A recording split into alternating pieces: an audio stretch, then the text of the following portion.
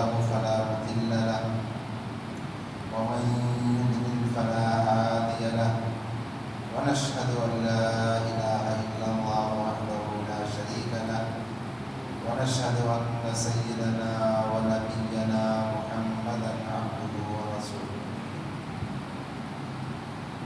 أما بعد فأعوذ بالله من الشيطان الرجيم بسم الله الرحمن الرحيم الصوم جنة وقال رسول الله صلى الله عليه وسلم من لم يدع قول الزور والعمل به فليس لله حاجة أن يدع طعامه وشرابه صدق الله العظيم وصدق رسوله النبي الكريم ونحن على ذلك لمن الشاهدين والشاكرين والحمد لله رب العالمين. میرے دینی اور ایمانی بھائیوں اور بزرگوں، آج شعبان کی 15ویں تاریخ ہے اور جیسا کہ اس کے بارے میں مساجد میں رات کو بیانات کیے گئے ہوں گے کہ آج خاص نفلی روزہ ہے. بہت سارے مسلمان آج روزہ بھی ہوں گے. اللہ تعالی سبوں کو اپنے رسول صلی اللہ علیہ وسلم کی سنتوں سے محبت کرنے والا بنائے، دین سے سچا تعلق رکھنے والا بنائے اور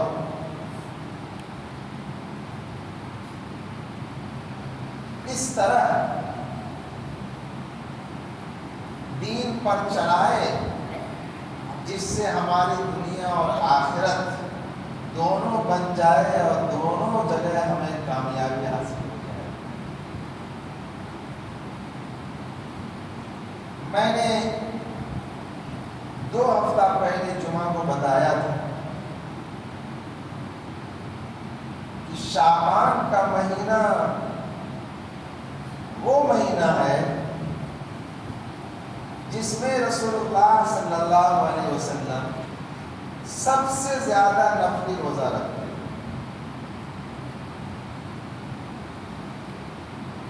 اکثر دن روزہ رکھتے تھے، آخر کے 1-2 دن روزہ نہیں رکھتے تھے، باقی دنوں میں خوب روزہ رکھتے تھے. اور یہ بھی بتایا تھا کہ شعبان سے پہلا جو مہینہ ہے جس کو کہتے ہیں رجب، اس کا چاند نظر آتے ہی آپ علیہ الصلوۃ والسلام کے دل میں رمضان کا شوق، رمضان کی طلب،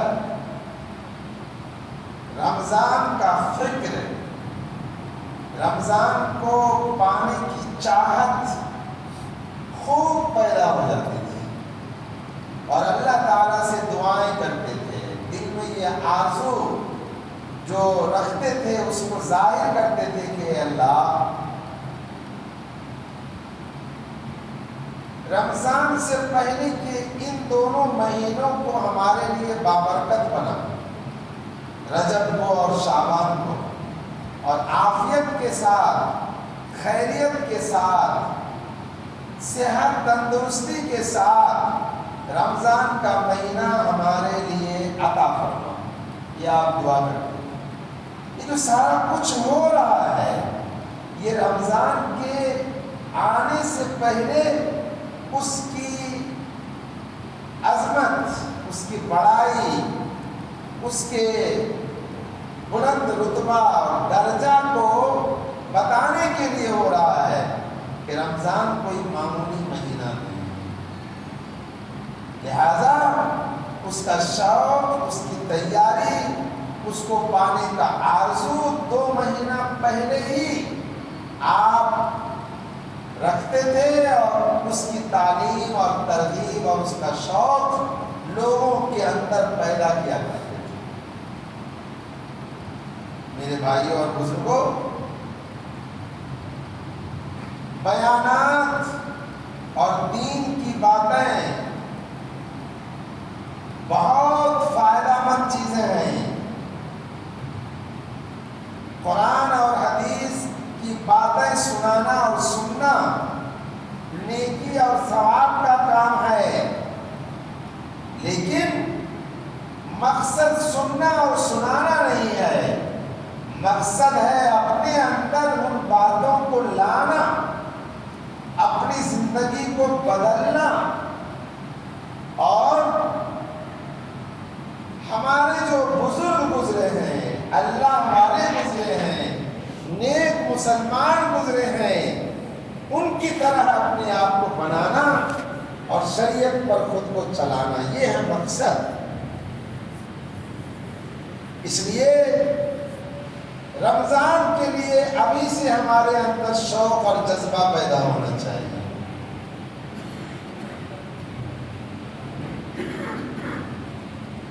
ہم کوئی معمولی انسان نہیں ہیں، ہمارا دین کوئی معمولی دین نہیں ہے، دوسرے دین اور مذہب کی طرح ہمارا مذہب نہیں ہے، اور ہمارا خدا ایسا خدا نہیں ہے کہ بس ہم نے مان لیا ہے اور چلیں گے ہم اپنی مرضی کے مطابق۔ مانا ہے تو خدا ہے، ایسا نہیں ہے۔ ہمارے اللہ، ہمارے معبود، ہمارے خدا سچے اور صحیح معنی میں حقیقی خدا ہے۔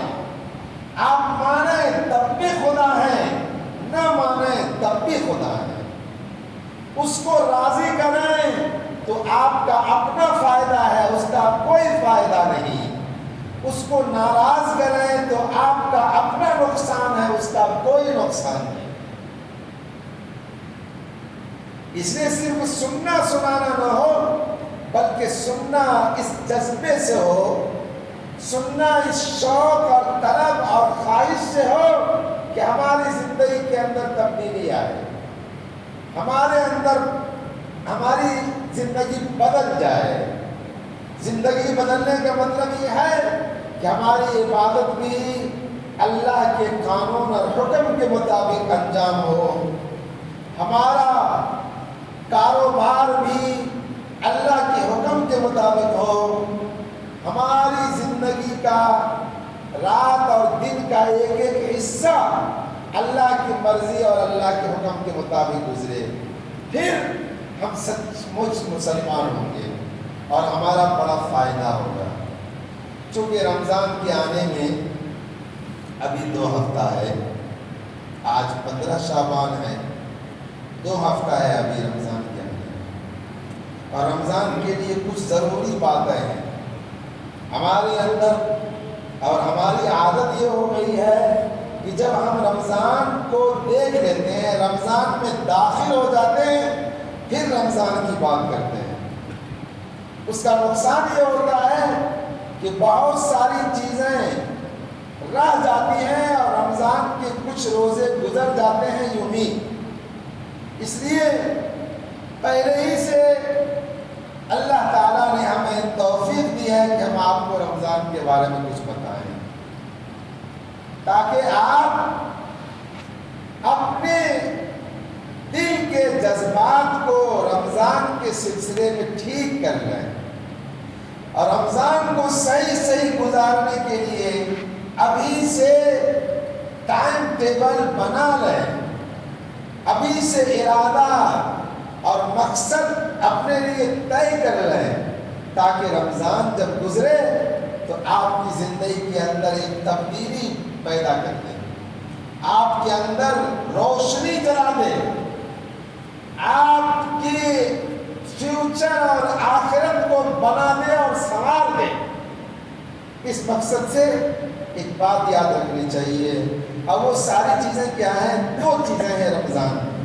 نمبر 1 روزہ، اور نمبر 2 اللہ کی کتاب یعنی قرآن مجید۔ 2 چیزیں خاص ہیں رمضان۔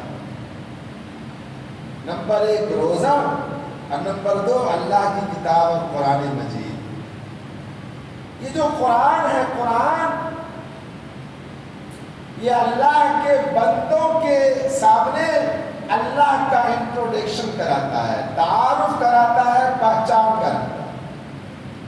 اور جب تعارف پہچان کرا دیتا ہے تو بتاتا ہے کہ تم کیسے زندگی گزارو، تمہارا اپنے خدا سے، اپنے مالک سے کیسا ریلیشن رہنا چاہیے، تمہارا مالک تمہاری زندگی کو کس طرح گزارنے کو پسند کرتا ہے، یہ سب قرآن ہم کو بتاتا ہے۔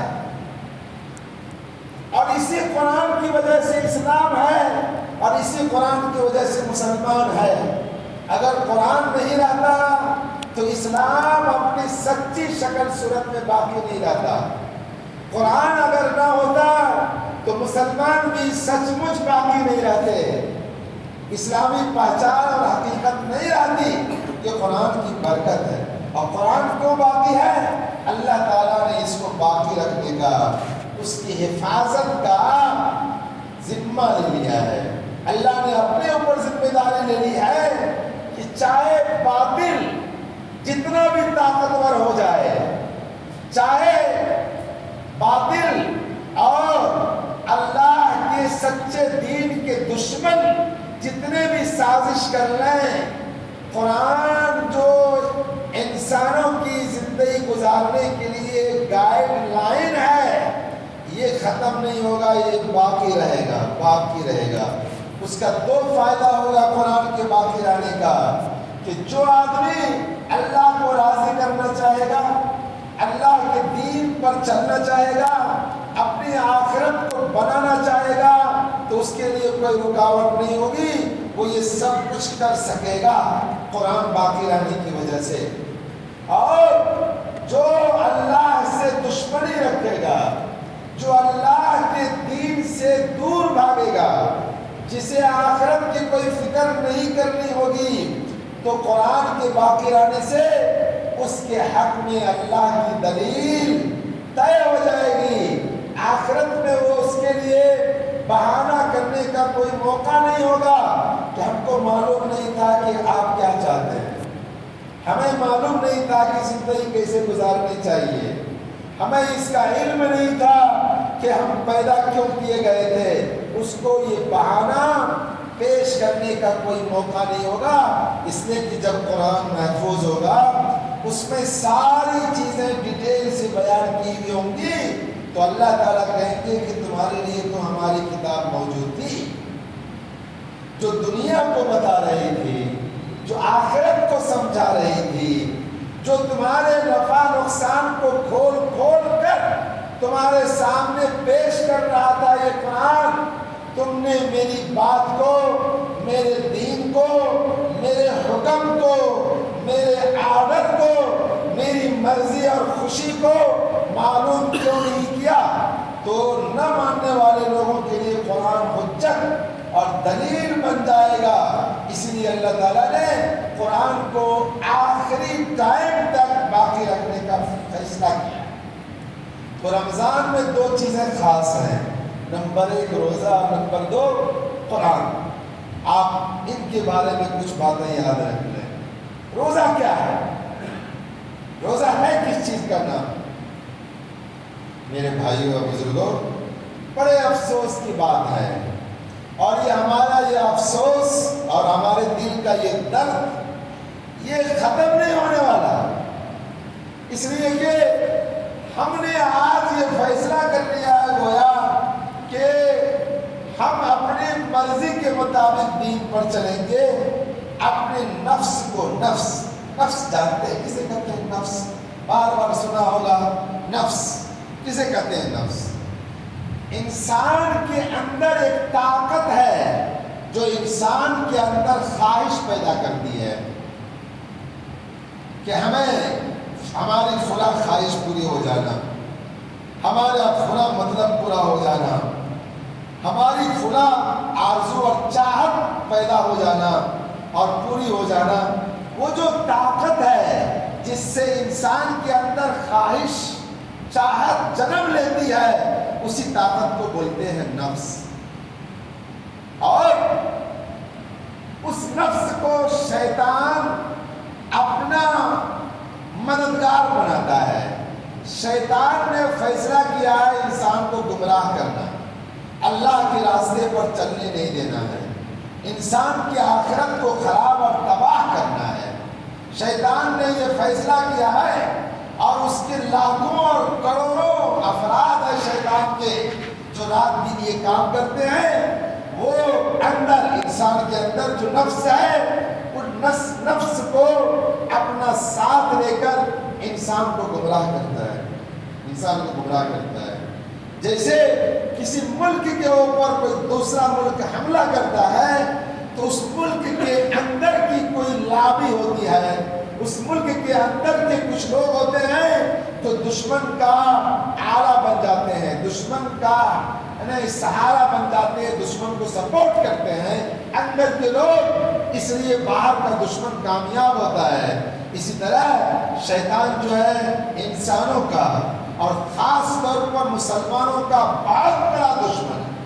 ہمیں چاہیے کہ اپنے دشمن کو جانیں اور پہچانیں اور اس سے مقابلہ کیسے کرنا ہے اور اس کو کیسے زیر کرنا ہے اور اللہ کو کیسے راضی کرنا ہے اور شیطان کو کیسے ذلیل کرنا ہے اور نامراد اور ناکام کرنا ہے، ہمیں یہ جاننا چاہیے اور جاننے کے بعد اللہ کے دین کے لیے اپنے آپ کو تیار کرنا چاہیے۔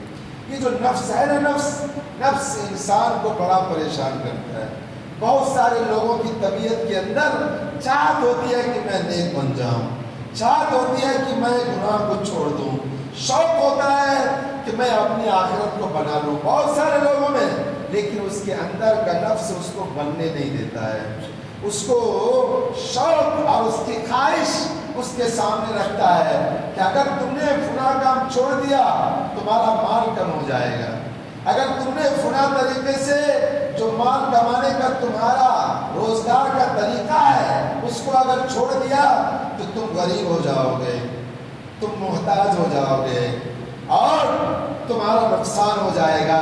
یہ چیزیں اور خیالات یہ نفس اور شیطان انسان کے دل کے اندر ڈالتا ہے اور انسان پھر اپنی ہمت پیچھے کر لیتا ہے، اور جتنا مقام و مرتبہ اس کو ملنا چاہیے نیک عمل کرنے کی وجہ سے اور گناہ کو چھوڑنے کی وجہ سے، وہ مقام و مرتبہ وہ پانے سے محروم رہ جاتا ہے۔ اسی لیے اللہ تعالیٰ نے طرح طرح سے لوگوں کو بنانے کے لیے، لوگوں کی اصلاح کے لیے تعلیم دی ہے، ہدایت دی ہے، اور انہی ہدایت میں سے ایک ہدایت ہے روزہ رکھنے کا حکم۔ روزہ رکھنے کا حکم اللہ کے بتائے ہوئے حکم میں اور عبادت میں الگ الگ رنگ ہے۔ آپ کسی باغ میں جائیں، باغیچے میں چلے جائیں، باغوں کے پھول کا رنگ الگ الگ ہوگا، ایک کلر کا رنگ بھی آپ کو اچھا لگے گا اور دوسرے کلر کا پھول بھی آپ کے دل کو اپنی طرف کھینچے گا اور آپ کو بہت خوشی دلائے گا۔ تو باغ کے اندر رنگ برنگ کا جو پھول ہوتا ہے وہ چمن کو اور باغ کو خوبصورتی دیتا ہے۔ ایسے ہی شریعت کے جو احکام ہیں، شریعت کی جو عبادت ہے، عبادت کا جو مختلف طریقہ ہے، ان طریقوں کا ایک الگ الگ رنگ ہے اور الگ الگ اس کی خاصیت ہے اور الگ الگ اس کا فائدہ ہے۔ روزہ جو عبادت ہے، اس عبادت کا ایک خاص رنگ یہ ہے کہ آدمی جب عبادت کو کرتا ہے تو نفس اور شیطان سے اپنے آپ کو بچا لیتا ہے، نفس اور شیطان سے بچا لیتا ہے۔ اور جو آدمی نفس اور شیطان کے فریب سے، نفس اور شیطان کے دھوکے سے بچ گیا، اس سے محفوظ رہ گیا، اس کا بیڑا پار ہے، اس کی منزل قریب ہے، وہ انشاءاللہ ضرور کامیاب ہو جائے گا، نفس اور شیطان کے دھوکے سے جس نے اپنے آپ کو بچا لیا۔ تو اللہ تعالیٰ نے روزے کے اندر بڑے فائدے رکھے ہیں، میں آپ کو ایک چند فائدے بتاتا ہوں۔ ہر عبادت جو کیا کرتی تھی پہلے کی امت، مثلاً ہمارے محمد رسول اللہ صلی اللہ علیہ وسلم سے پہلے کی جو امتیں ہیں، حضرت عیسیٰ علیہ السلام کی امت، حضرت موسیٰ علیہ السلام کی امت، حضرت ابراہیم علیہ السلام کی امت، حضرت یوسف کی، حضرت یعقوب کی، حضرت نوح کی، وغیرہ وغیرہ نبیوں کی امتیں جو تھی پہلے، ان کو نماز پڑھنے پر جو جتنا ثواب ملتا تھا، روزہ رکھنے پر جو ثواب ملتا تھا، اور اللہ کے راستے میں مال خرچ کرنے پر جتنا ثواب ملتا تھا، اللہ تعالیٰ نے اس امت کے لیے اس مقدار میں ثواب کے لیول میں اضافہ کر دیا، ثواب کا درجہ بڑھا دیا۔ کتنا بڑھایا ہے؟ 10 سے لے کر 700 گنا، 10 سے لے کر 700 گنا۔ مان لیجئے اگر پہلے کی امت کو ایک نماز پر ایک ثواب ملتا تھا، تو آج ہماری اس دین اور شریعت پر چل کر نماز پڑھنے والوں کو کم سے کم 10 گنا ثواب ملے گا پہلے امت کے مقابلے میں، 10 گنا ثواب، اس لیے کہ ان کی عمر کم ہوتی ہے، ان کا ایج کم ہے، عبادت کرنے کا ٹائم اور زندگی کا ٹائم کم ملا ہے، اس لیے اللہ تعالیٰ نے ثواب کو بڑھا دیا ہے۔ تو کم سے کم 10 گنا ثواب ملتا ہے۔ آپ نے ایک روزہ رکھا، اب پہلے کی امت نے روزہ رکھا تھا، ان کو جتنا ثواب دیا تھا اللہ نے، تو ہم اور آپ کو اس کے مقابلے میں کم سے کم 10 گنا ثواب دیتا ہے ایک روزہ رکھنے پر۔ اچھا، اور اگر ہمارے دل کا حال، ہماری عبادت کی کنڈیشن، ہمارا اخلاص، ہمارا جذبہ اور ہماری نیکی اگر بڑھی ہوئی ہے، تو 10 گنا نہیں، اللہ اس میں اضافہ کرتے جائیں گے، 20 گنا، 50 گنا، 100 گنا، 100 گنا، 400 گنا، 700 گنا تک، یہاں تک اللہ تعالیٰ ثواب دیتے ہیں ہمیں اپنے دین کے حکموں پر چلنے پر، اتنا ثواب دیتے ہیں اللہ تعالیٰ۔ لیکن اللہ تعالیٰ کے رسول اور ہمارے اور آپ کے رہبر، ہمارے اور آپ کے کرم فرما، ہمارے اور آپ کے اوپر احسان کرنے والے ہمارے آپ کے نبی محمد رسول اللہ صلی اللہ علیہ وسلم نے فرمایا، اس قانون سے اللہ نے روزے کو الگ رکھا۔ یہ جو ثواب کا قانون ہے کہ آپ اگر ایک روزہ رکھتے ہیں تو پچھلی امت کے مقابلے میں 10 گنا بڑھائیں گے، اور زیادہ بڑھائیں گے، اور بڑھائیں گے، 700 گنا تک جو بڑھانے کا قانون ہے۔ اللہ کے رسول فرماتے ہیں کہ روزہ اس قانون سے الگ ہے، روزہ کا ثواب اس سے بھی بہت زیادہ ہوگا، اس سے بھی بہت زیادہ ہوگا۔ کتنا زیادہ ہوگا؟ حدیث شریف میں آیا، اللہ کے رسول صلی اللہ علیہ وسلم نے اللہ کے بارے میں فرمایا، اللہ کہتے ہیں الصوم لی وانا اجزی بہ، بندے رکھتے ہیں روزہ لیکن وہ روزہ ہے میرے لیے، میں روزے کا ثواب خود دوں گا، کسی اور کے ذریعے سے نہیں۔ کتنا دے گا اللہ تعالیٰ روزے کا ثواب، اس کا اندازہ نہیں کر سکتا ہے کوئی۔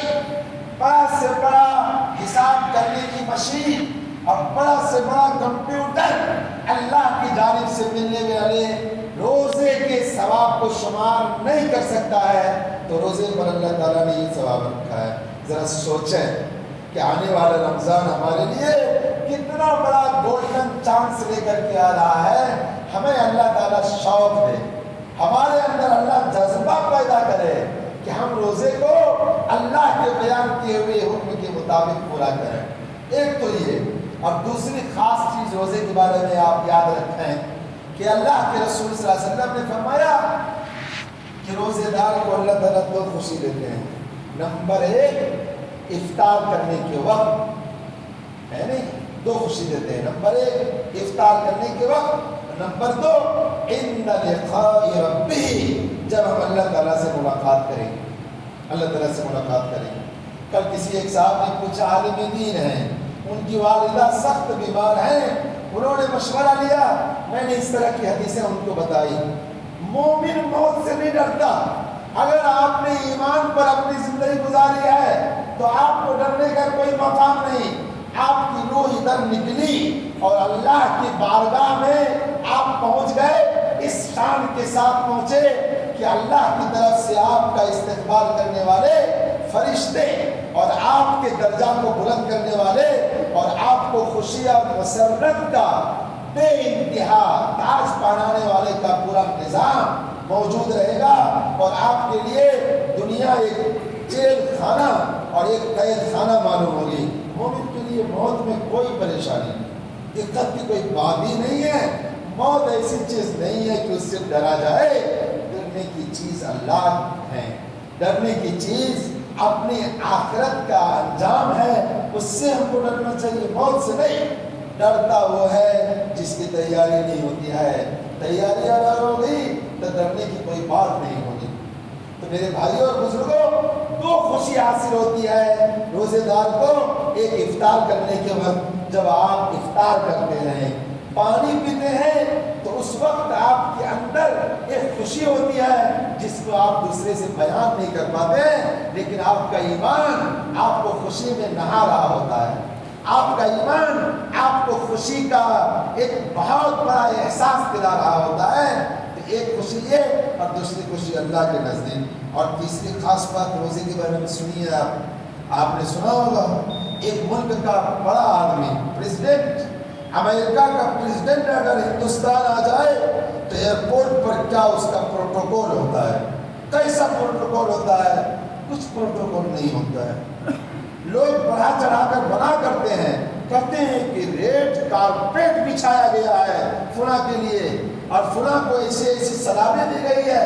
کچھ بھی نہیں.